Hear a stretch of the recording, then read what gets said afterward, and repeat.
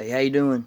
I want to try to answer a question some people have about when they're putting on a timing chain and their little dots on their gears don't line up.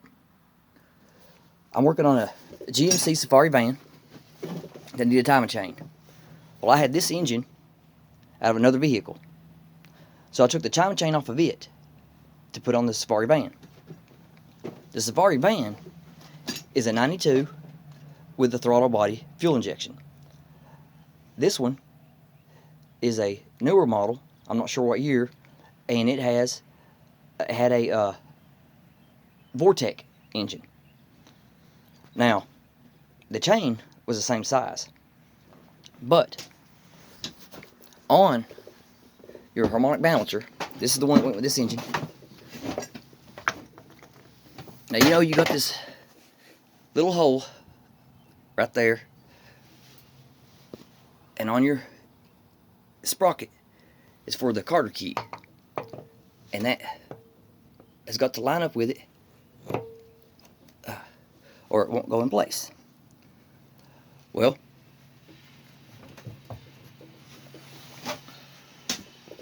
this is the one for the van. This is the one that came on this engine here. Now, the same little slot. Now you know how you got your alignment marks on it that you're supposed to line up with your timing tab. The first one is for number 4 piston at top dead center. The second one is for number 1 piston at top dead center, and that's the one you'll line up on your timing tab. Okay? But when I get this one here and this one here, and I align those two,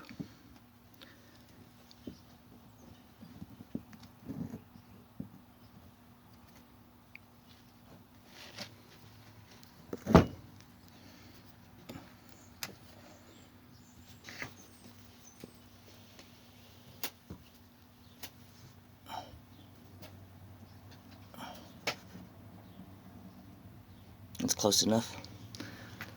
You'll notice, if you see my mark,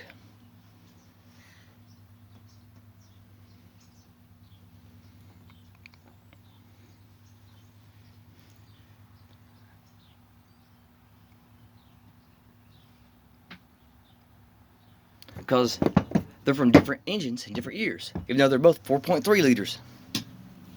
So you have to use the same harmonic balancer for the same type of engine, the same year.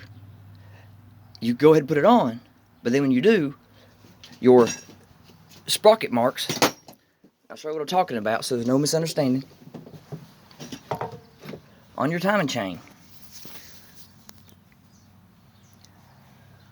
right here for your cam, you got a little dot,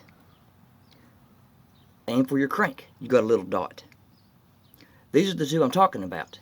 If you use a different harmonic balancer and put it on, then these dots won't line up. And what you do to install your timing chain, to get your timing right, you get your crank gear, and you make that dot right there come straight up to 12 o'clock. Then you get your cam, and you get this one, and you turn it to where it lines up directly over it. Now, when you're trying to put your timing chain on, let's say you don't even have this on here, you're trying to put on your timing chain, you got a little bump right there, and these 3 holes, then you got the little 4th one. It lines up there. And that makes sure your holes all line up. If you don't do it right, then you'll be kind of offsetted. So when you have that like that, and you have those lined up like there, then you know your timing will be right.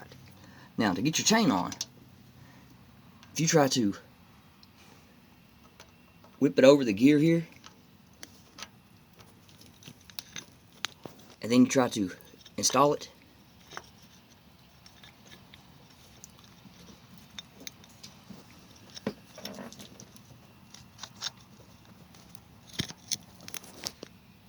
you'll notice you just can't quite get it to go. You keep fighting with it because it's going to be too tight.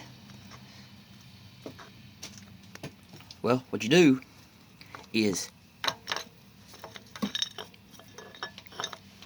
put your timing chain on. You take this gear, you undo the bolts, and then you put it on your chain.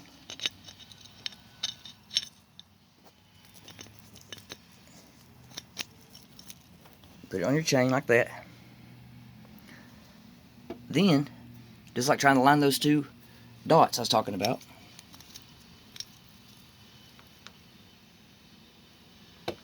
you slide it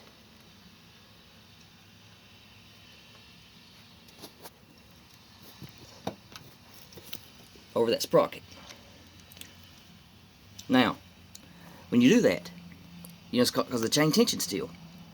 You see how that ain't quite lining back up on there like you need it to. You're still having trouble with it. What you do is, you get your bolts. And you just put your bolts in enough. Now when this is on the vehicle, you're going to have to kind of hold this up with one hand and use the other hand to get a bolt started. Once you get a bolt started in the hole,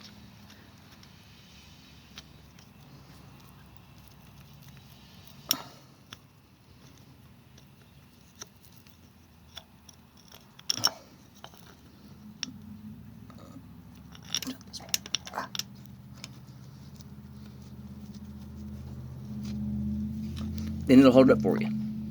So you get a bolt started, then say you try to get another bolt started.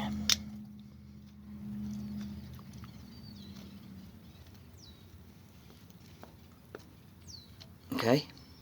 Now, when you got a couple of your bolts started on there, to where it's going to hold this up, you just get you a pipe wrench. You put the pipe wrench on here, and you turn this crank. And when you turn it, it will make this turn and pop on that tab and go down. And then you can finish tightening your bolts all the way up. And your timing chain's installed, and your marks will be in line, and your timing will be like it needs to be.